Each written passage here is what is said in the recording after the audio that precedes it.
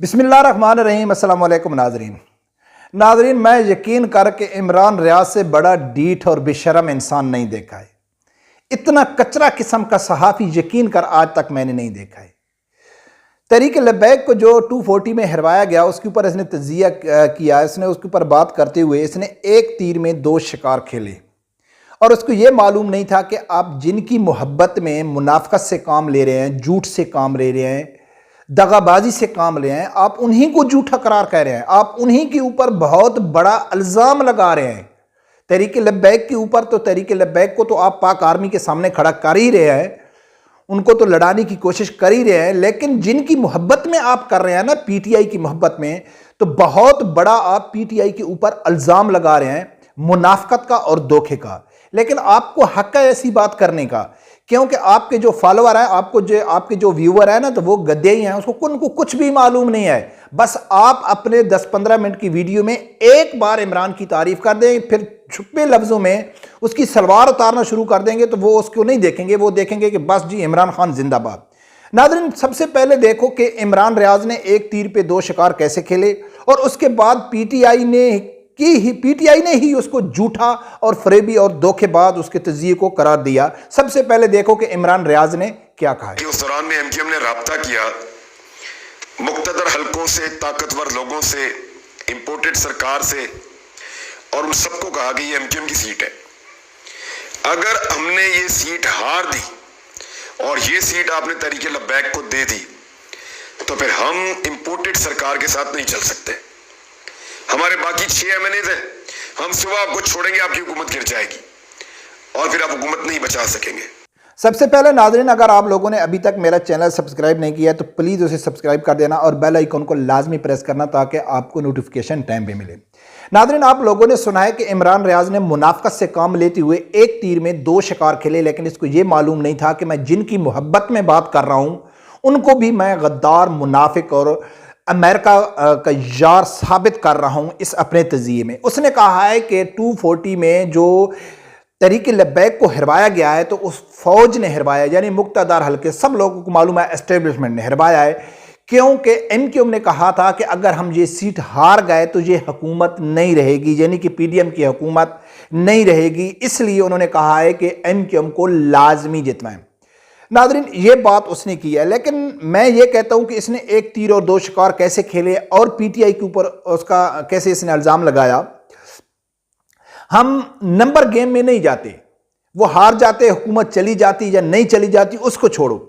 एक तो उसने ये साबित करने की कोशिश की है, तहरीक लब्बैक को ये कहा है कि भाई आप लोगों के दुश्मन कोई भी नहीं है, डायरेक्ट फौज है, आपने जो एहतजाज करना है या इल्ज़ाम तराशी करनी है या कुछ भी करना है फौज के खिलाफ करो, आपको फौज ने हरवाया है। दूसरा, इनके अंदर जो फौज मुखालिफ, मुनाफकत और दुश्मनी भरी हुई है, तो इन्होंने डायरेक्ट फौज के ऊपर इल्ज़ाम लगा दिया कि फौज ने कहा है कि अगर जो एमक्यूएम जीत गई तो फिर जो अमेरिका की पॉलिसी हो गई, इंपोर्टेड हुकूमत हो गई, हमने जो मुल्क के साथ गद्दारी की, अरबों डॉलर लिए, वो एक सीट की वजह से हमारी हुकूमत तो चली जाएगी। अभी वो नंबर गेम का मुझे मालूम नहीं है कैसे जाएगी या नहीं जाएगी। हालांकि अगर तहरीक लब्बैक जीत जाती तो वो कोई इमरान के साथ तो जाने वाले नहीं थे ना, सब लोगों को मालूम है। लेकिन वफाद चौधरी क्या कहता है इस हवाले से, 240 के इलेक्शन में अपने कैंडिडेट के हवाले से जब उसके ऊपर सवाल किया गया तो उसने क्या कहा है, उसका जवाब सुनो।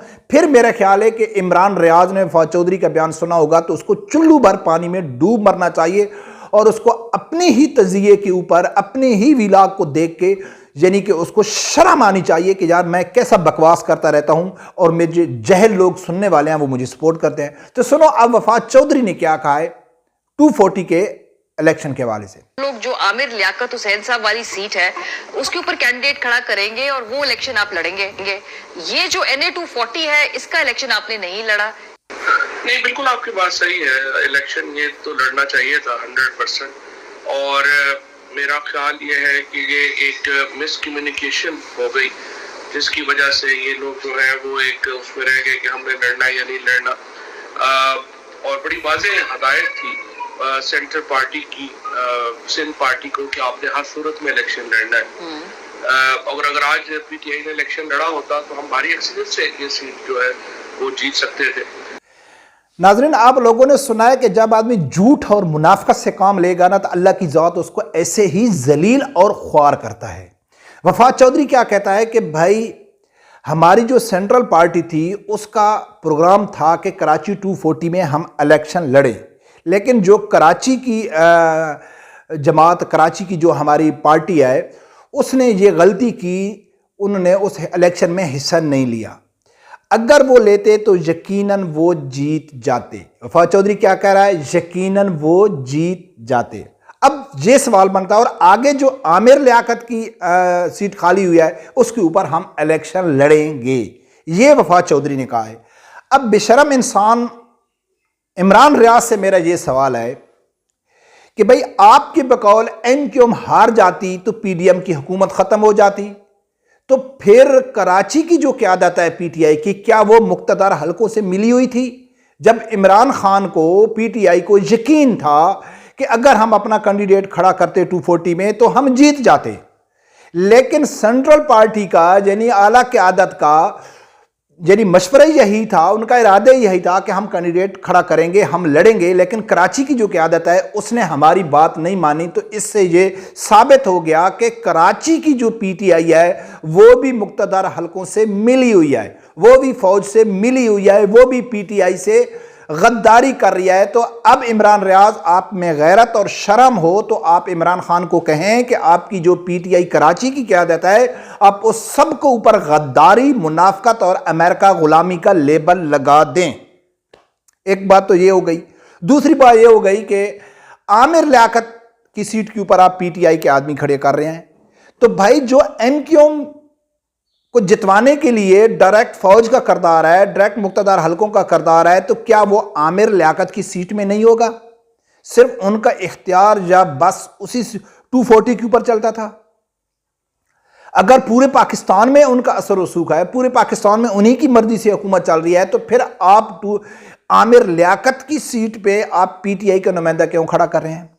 तो नाज़रीन, मैंने लास्ट वीडियो में जो तज़िया किया था तो वो ही मेरा सच साबित हो रहा है कि मैंने कहा था कि 240 में पीटीआई के पास वोट बैंक नहीं था, वो बुरी तरह फिलाप होना था। उनको मालूम हो गया कि अवाम, कराची की अवाम को हमने बेवकूफ़ बनाया है, उन लोगों ने हमको वोट नहीं देना है, इसलिए उन्होंने अपना कैंडिडेट खड़ा नहीं किया। अगर उनके पास वोट बैंक होता, अगर उनके पास इतना यानी कि उनको यकीन होता कि हम जीत जाते, तो वो लाजमी खड़ा करते।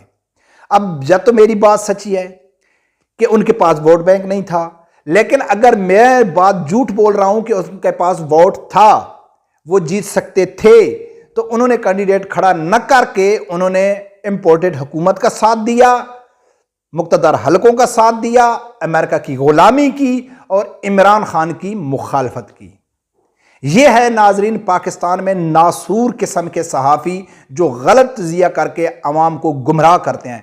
अल्लाह ताला ऐसे सहाफ़ियों से हर आदमी को पनाह दे। रब परवरदिगार से यही दुआ है कि अल्लाह ताला हर आदमी को हक़ सच सुनने की और उसके साथ खड़े होने की तौफ़ीक़ अता फरमाए। अल्लाह हाफ़िज़।